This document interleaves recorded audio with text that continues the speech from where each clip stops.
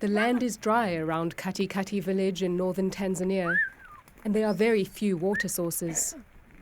For the Maasai communities who live here, this means travelling up to 100 kilometres a day to search for water for themselves and their livestock. They know better than anyone what lack of water means. Our elders used to say, the most important thing of all, more than the death of a human being, is lack of water. Exacerbated by climate change, the scarcity of water leads to conflict with neighbouring communities. And combined with cattle theft and the threat of lions, the daily search for water is dangerous.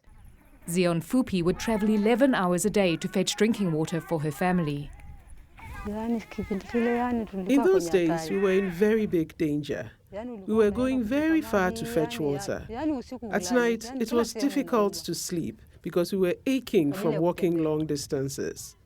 Then 2 years ago, she found out that there is water 180 metres under her feet. The Tanzanian government, with support from the International Fund for Agricultural Development and the Belgian Fund for Food Security, drilled a borehole here, one of 26 that have been constructed so far as part of this project. For these 14,000 Maasai and their 50,000 cows and goats, life has completely changed. After getting the water, we are now okay because the children don't go far.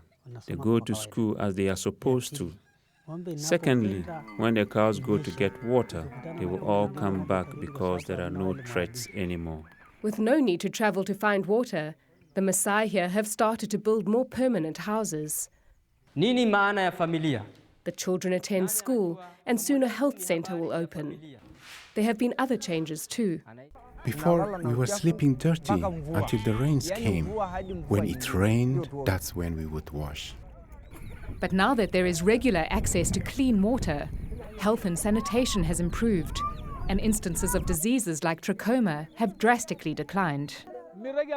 But this water source is still limited. To keep it sustainable, a water committee has been set up to schedule and monitor water use. They charge people for water access depending on their number of cattle. This money is used to pay for the pump attendants, trained by the local government to repair and maintain the equipment. According to the project coordinator, Israel Nyarubeli, it is essential that both the government and the community contribute. It's the responsibility of the government to make sure that his people are well and they're good and they're happy.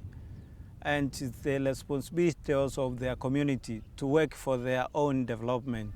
If they work on this partnership, they feel that this project is theirs. And the community does indeed feel the project is theirs. In fact, they have now raised enough money to drill for a second borehole.